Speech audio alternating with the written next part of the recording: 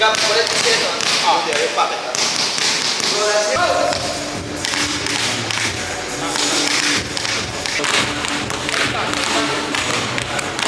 Time, rhythm of 2. Pero lalagyan natin ng hand exchange. Kaya referee. 1, 2, packet, cross hand exchange. 1, 2, packet, hand exchange. Cross hand exchange.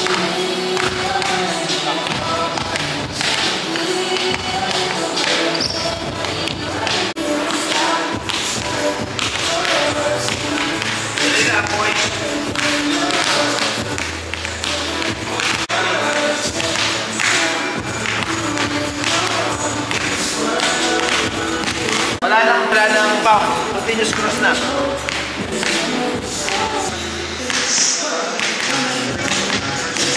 Yan.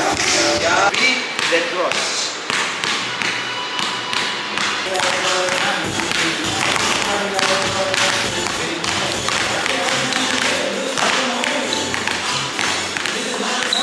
Pound, joint.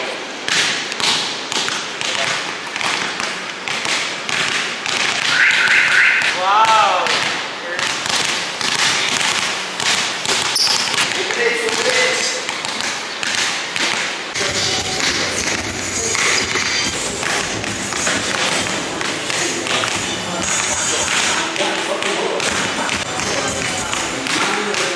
Buhay na natin papunta forward. Pound, through, behind. Pound, through, behind.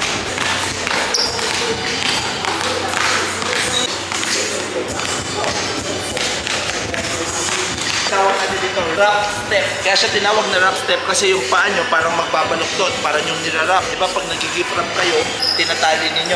Sinabi naman behind the back wrap, yan. Ngayon dahil tinawag siyang wrap step, yung step nyo ikaganyan nyo. Sa footwork natin, split, through, to, i-inward ko muna dito. Ito na yung wrap step. Wrap step, behind, dito. O atas yuyo ko kayo dito ha, para go low. So, okay. Nice. That's right. That's right tayo.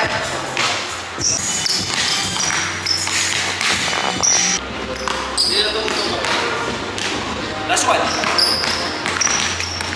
Babagsakan ng dalawang paa. Step ang tawag dyan.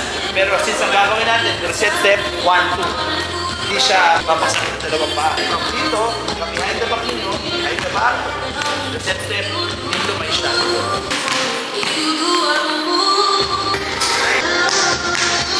Reset step na go. Nice one.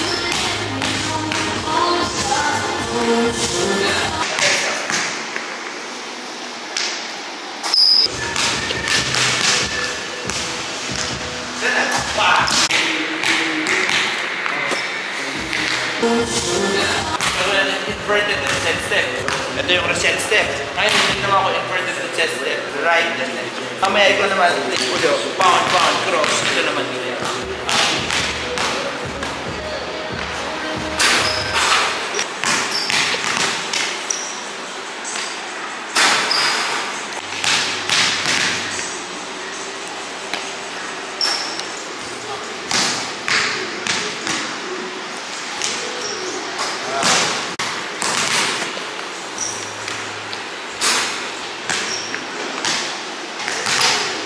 Pull back.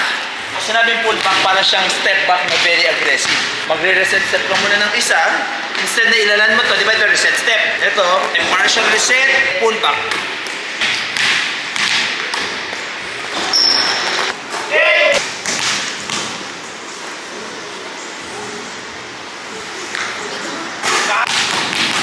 Pull back yan. Ayan, pull back. Hey!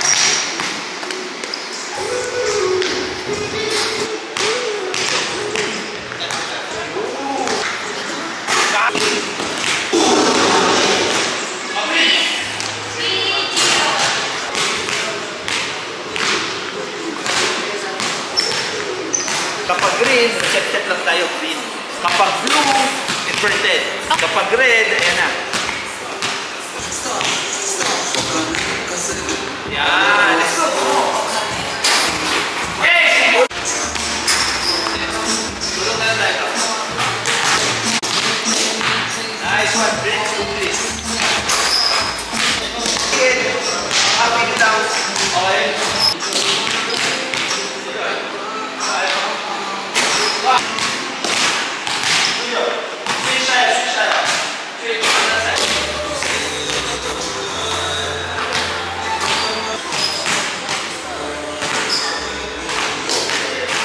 shooting footwork, yung dribbling footwork na ginawa natin, and yung shooting footwork na ginawa natin, combine natin. Mag-stack tayo ng skill. Pagka split through, inward step, ito wrap step, ito wrap, behind the back.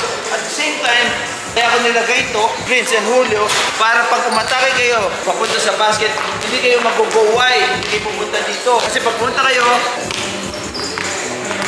sasabihin niya lang ako. Unlike depensa, pag nakuha ko itong lane or line na to, split through, nasan siya? Kailangan niyang iikot yung paa niya, ikot, para na makahabol sa akin. Kaya kailangan mag-sharp rin na dito kayo pulusot.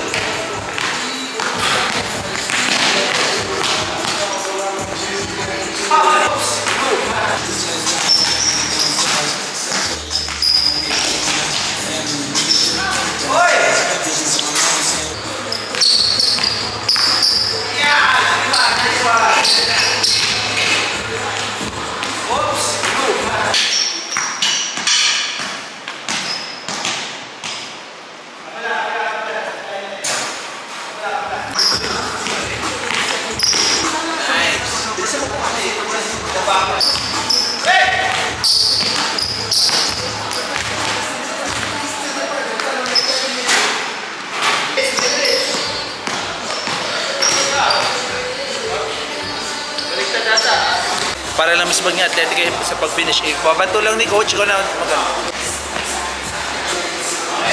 So, coach, bakit natin kailangan gawin to? Hindi naman mangyayari sa game. Kasi, unang-una, gusto ko kayong malagyan ng distraction since nasa training tayo. Para aware yung utak ninyo na tunay na game, bibihira kayo makakuha ng open layup. Hindi kasi nasanay natin na merong chaos, pero gusto natin, kaya nyo makakita ng peace kahit may distraction. At the same time, para lang mag-initiate ng contact.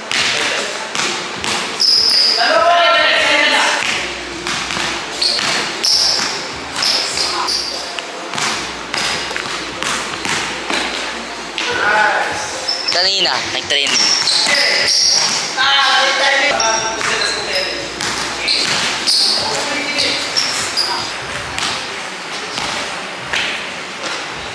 Ito ngayon, instead na ibato namin, grab mo lang dito. True Prince, grab. Bato mo kay Coach Club. Hindi na sa training, gagawin nila sa napol.